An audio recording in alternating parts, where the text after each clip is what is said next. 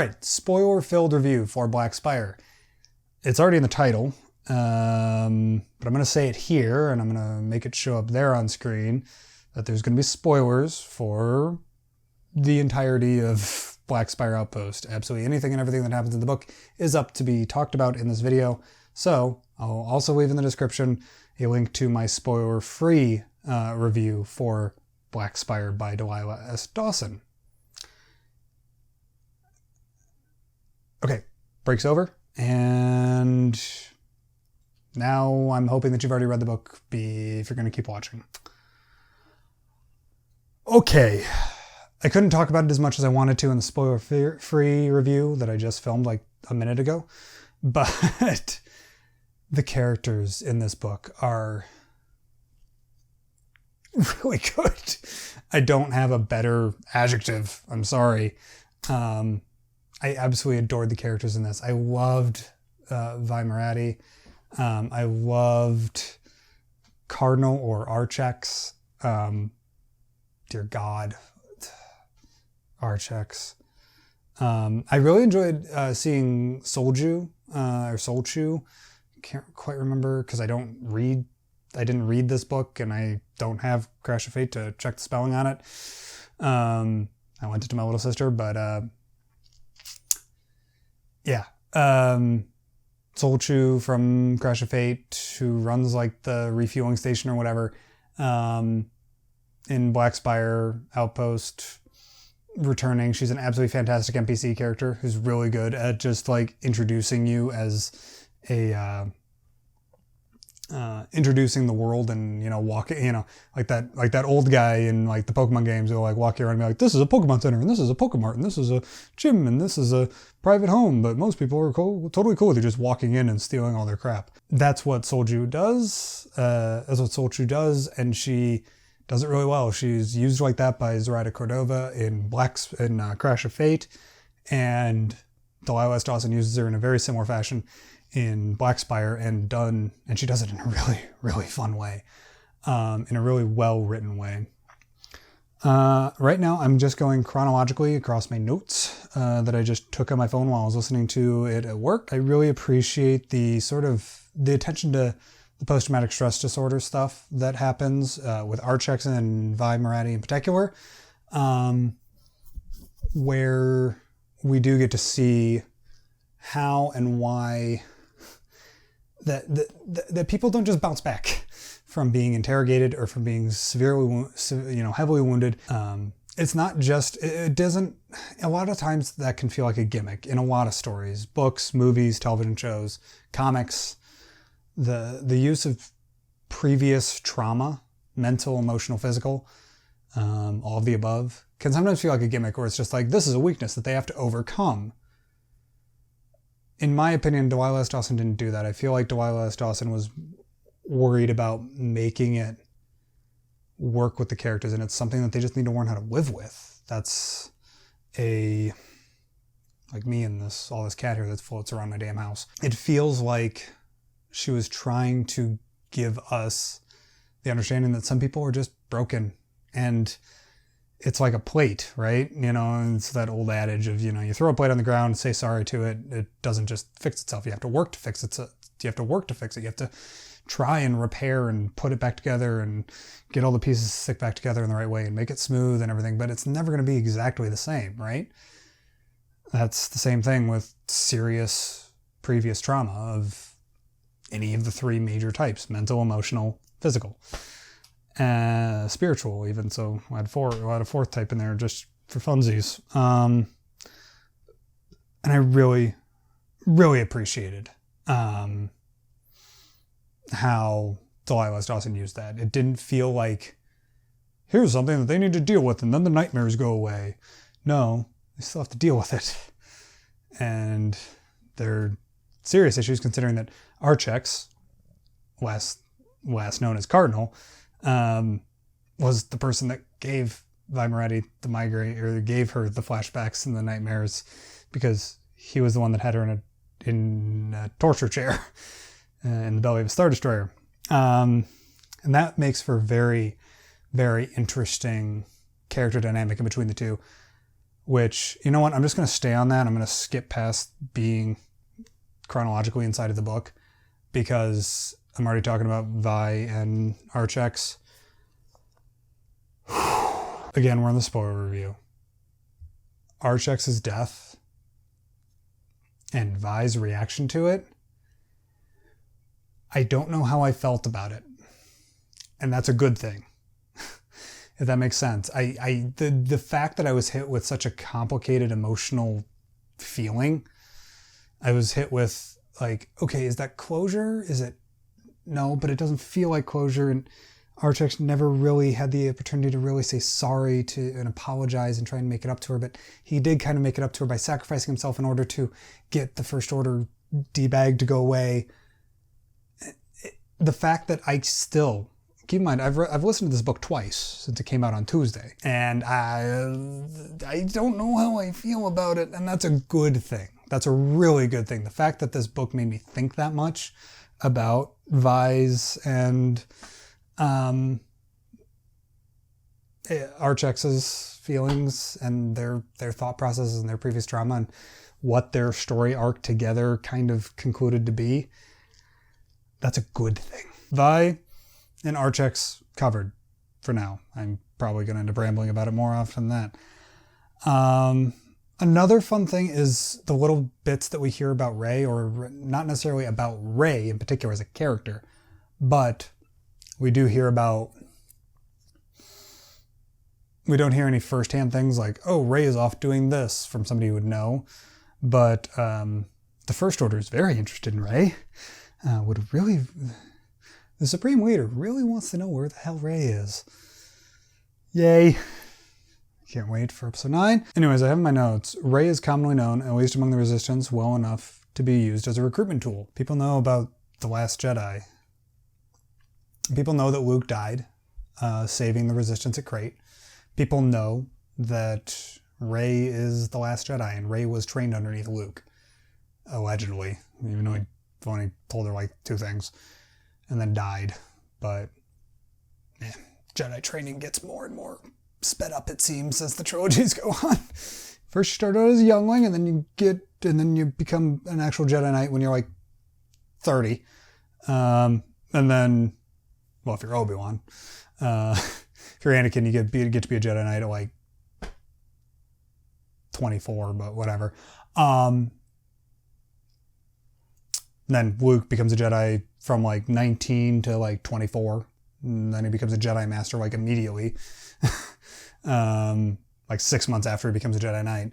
And then now Rey's it gets more and more sped up. Anyways, enough of that. We're revealing a book here. Rey's used as a recruitment tool, and she's searched for by the First Order. The First Order guy that is there trying to find Vi Moretti wants the Resistance's location, Leia Organa's location, and Rey's location. Those are the 3 things he really needs. Those are his 3 standing orders. Find Rey, find Leia, and find the Resistance in general. And so Rey is a beacon of hope for the galaxy, maybe. Maybe not necessarily everywhere, but she is seen as a hero, allegedly. And Vi Moretti does woo some people to her side by saying, yeah, I know Leia, and by extension I know Rey. And she uses that in order to recruit people. Also, there's an interesting thing that was mentioned. Rey helped kill Snoke, as said by Vi. Vi says, and I quote, Rey helped to kill Supreme Leader Snoke. So that means at least a high-ranking spy knows that somebody else was in on Snoke being killed. I'm wondering if that just snuck by the story group, or if they did okay that, or they told her to say that, because a big question for episode 9 is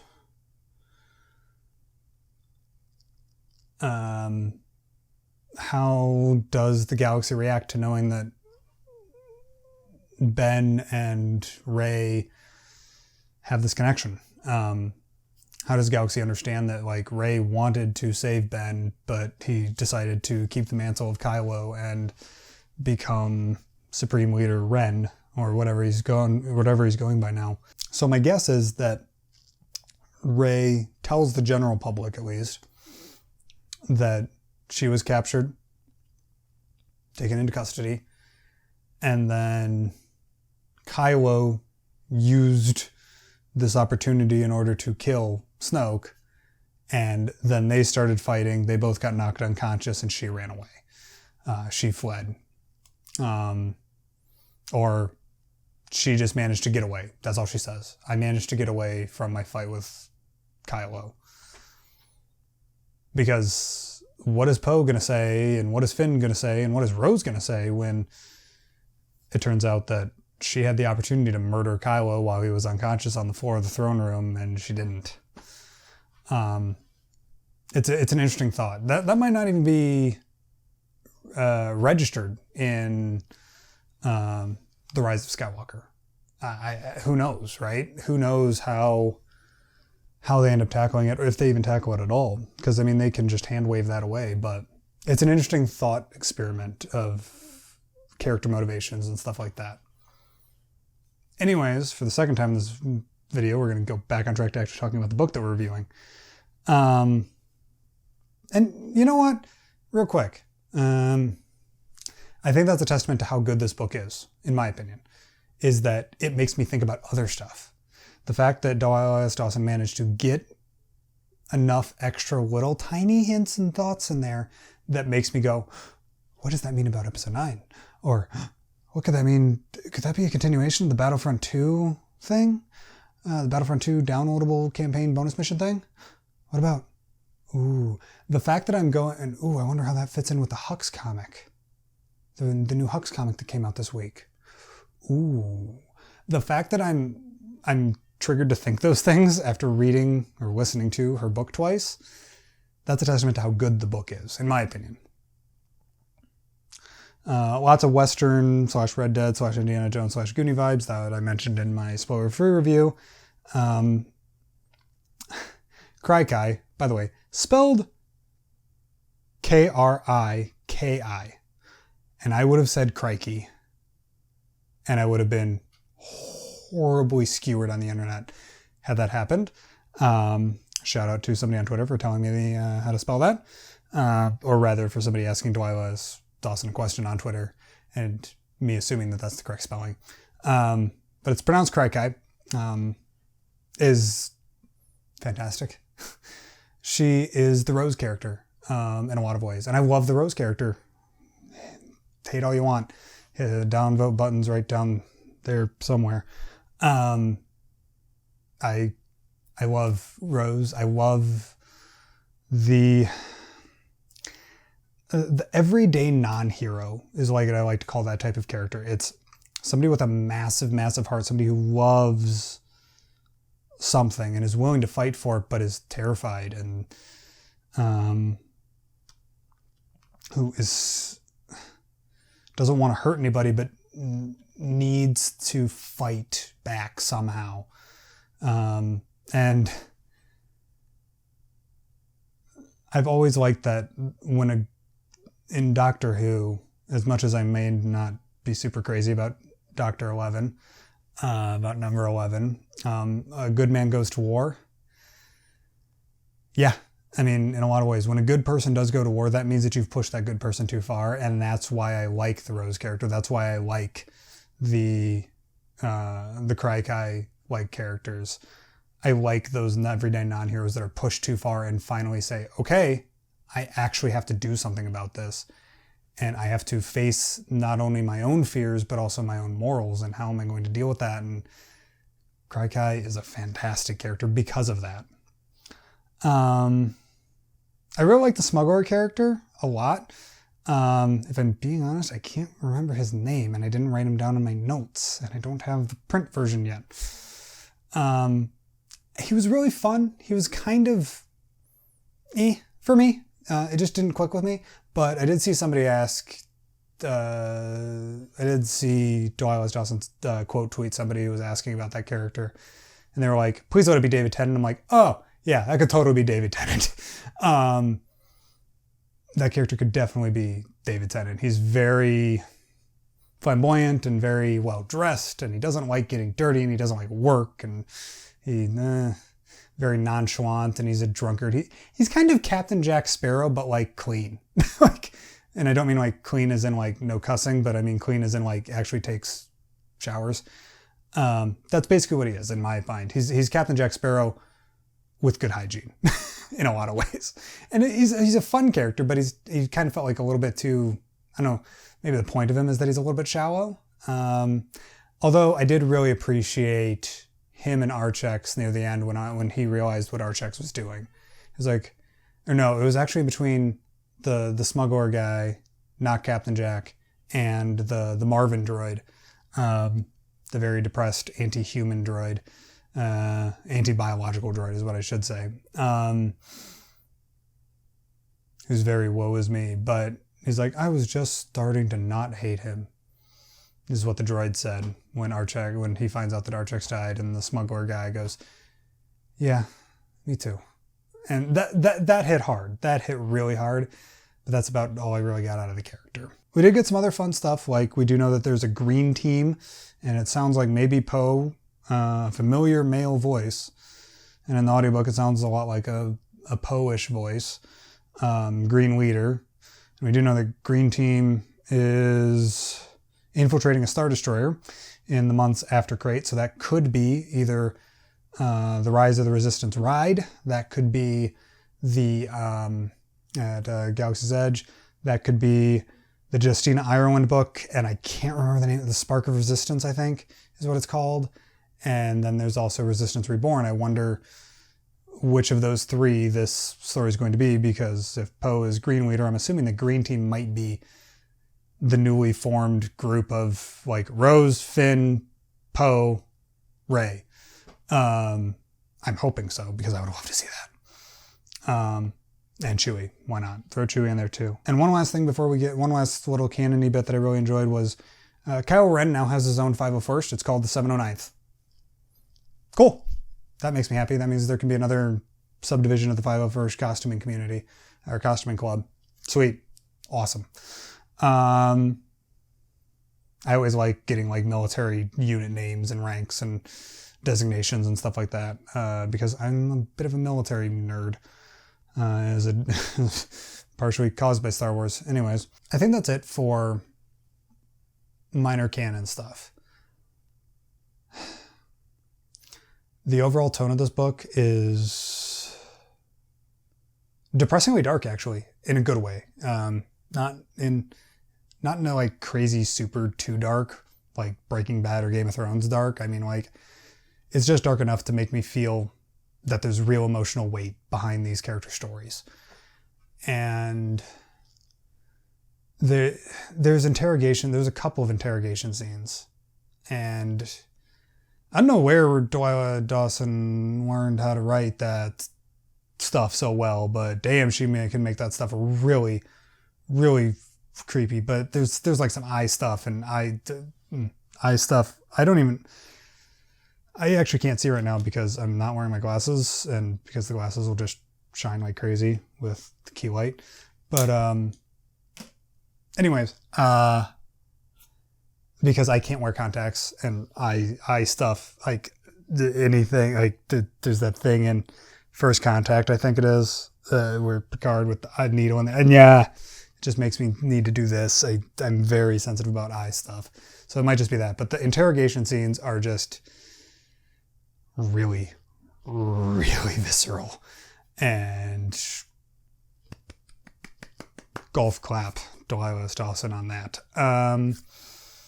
And it's all epitomized in the character of Dolan, in my mind. There's a character moment for Dolan where they've got speeder bikes, crank bikes, whatever you want to call them, and all the little smaller communities outside of Black Spire Outpost, and they have this heroic last charge, and the emotional and both the emotional and the plot climax of this book.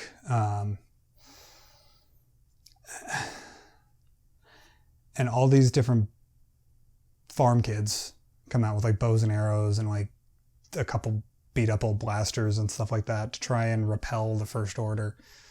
And it doesn't work. There's this grand heroic charge by a bunch of crazed farm boys and farm girls and farm non-binary conforming and people who just they just want to live free and live outside of fear, and a lot of them get mowed down, and it doesn't work. It doesn't get rid of the First Order. And as much as I love my heroic charges, like the X-Wings rolling over to get through the shield gate in Rogue One, and the X-Wings coming into Starkiller Base, and the X-Wings coming up on the first Death Star and the second Death Star twice.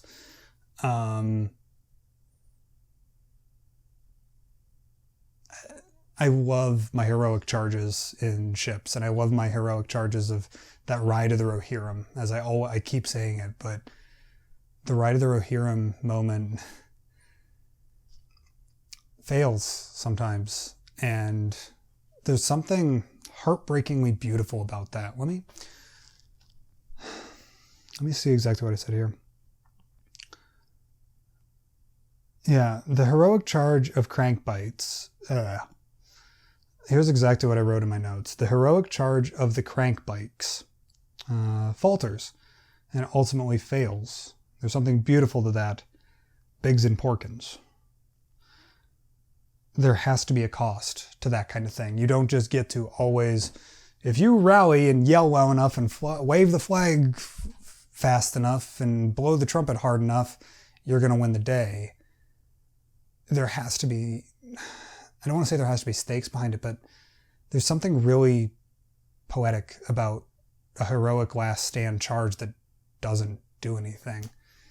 It makes me think a lot about The Last Samurai. It's a movie with Tom Cruise as this main character. And it's like about this Civil War veteran who's like a super hardcore drunkard, and he like suffered through horrifying stuff. Was the U.S. military was pushing and punishing and mass murdering Native Americans in the post-Civil War era, and he ends up getting sent over to Japan, and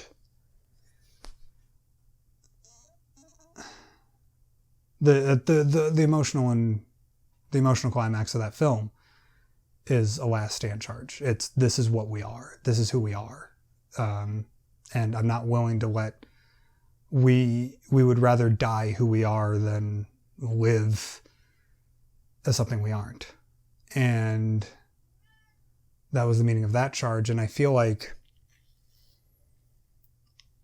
that's what I got out of that same crank bike charge.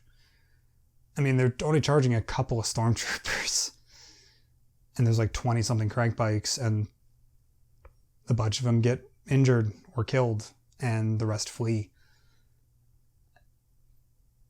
And it's,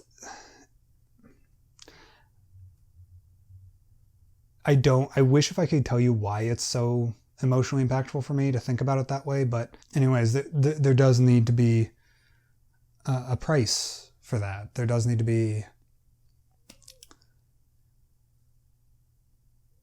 you can't just blow the trumpet hard enough and win. You have to pay a price for it. There has to be, Biggs had to die in that first trench run. That random A-Wing pilot had to die in Return of the Jedi. The Y-Wing pilot that was covering the Millennium Falcon and Wedge Antilles and Nora Wexley and into the second Death Star,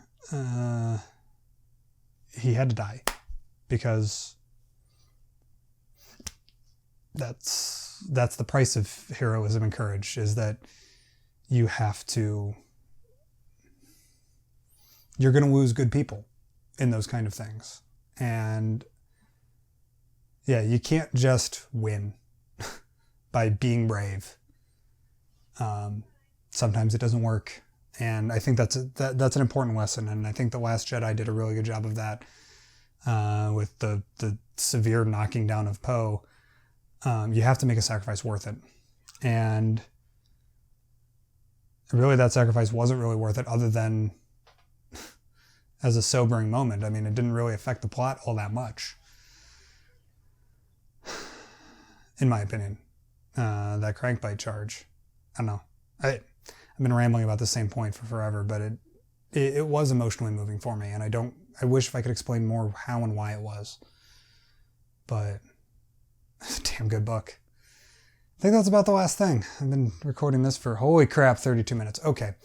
Thank you guys very much for watching. Let me know what you guys thought of this book, because I'm really hoping if you got this far in this video, you've already read the book. Yeah, let me know what you guys thought about this book down in the comments down below. And yeah, may the Force be with you guys. Take care.